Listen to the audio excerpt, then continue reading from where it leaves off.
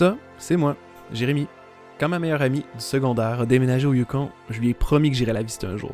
Au printemps 2025, j'ai acheté mes billets d'avion et ce mini docu-voyage, c'est donc le résumé d'un voyage de 10 jours à Whitehorse et ses environs.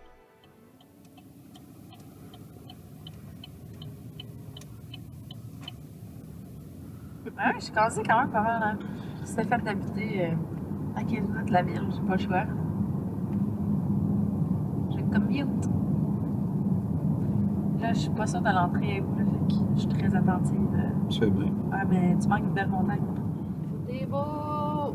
Ça a l'air de rien, sa caméra, je te le dis, c'est bizarre. C'est vraiment pas l'effet que je veux. Mais quand même. Salut! Moi, c'est Amélie.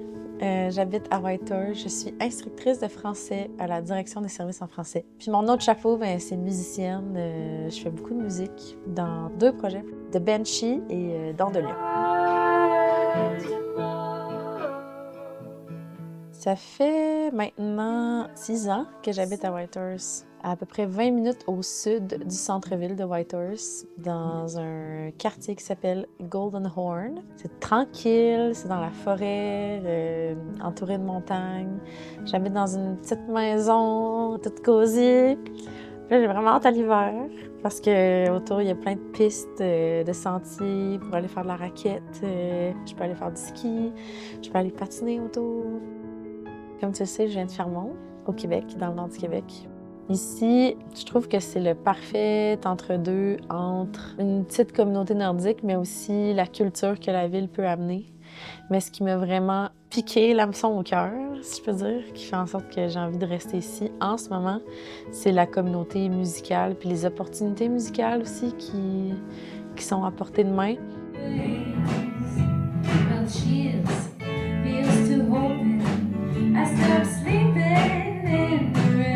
La nature, honnêtement, la proximité avec la nature, de retrouver aussi le climat nordique dans lequel j'ai grandi, les bancs de neige, les aurores boréales, les étoiles, l'hiver, qu'il fun à jouer dehors. Ça me fait vraiment se sentir comme à la maison.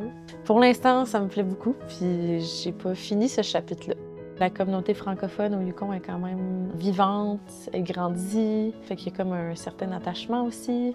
J'aime qu'on vive dans un environnement majestueux, comme on n'a pas besoin d'aller très très loin pour faire des rencontres avec des paysages spectaculaires, puis on l'a vécu un peu à Fish Lake.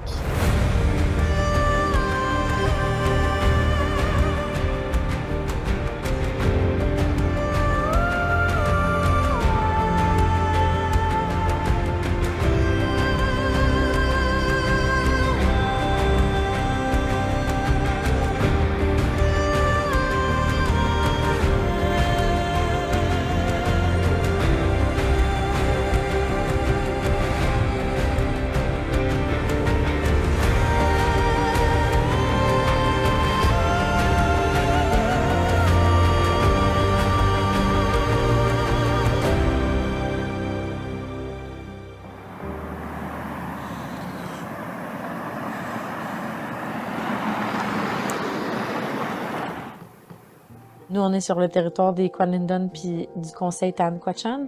Moi, c'est quelque chose qui m'a frappée. Quand je suis arrivée ici, ça a été une des premières formations que j'ai eu à suivre en étant monitrice. Puis d'en apprendre autant sur la culture autochtone, alors qu'on est tous et toutes canadiennes, puis que j'avais l'impression d'en entendre parler autant pour la première fois par eux aussi, pas juste à travers des livres d'histoire, puis pas seulement en surface également.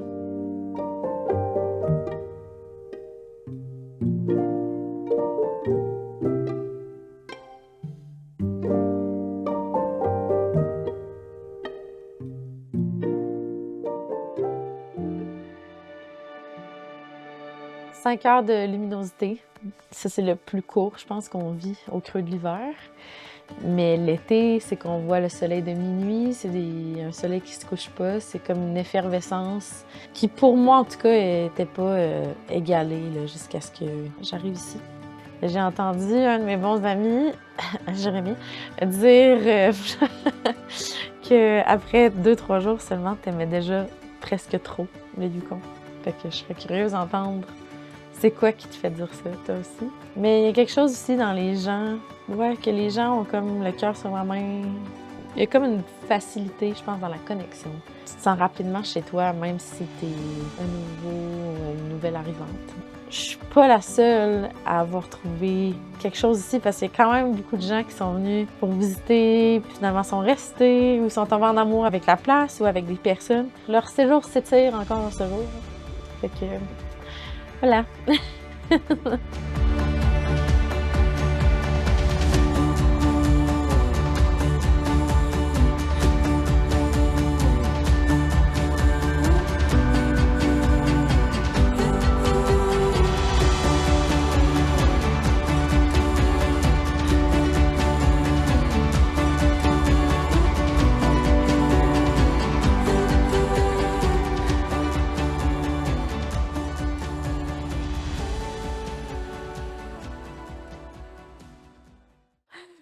Merci mon ami d'avoir fait une entrevue pour moi. Merci d'être venu. Bye! Bye!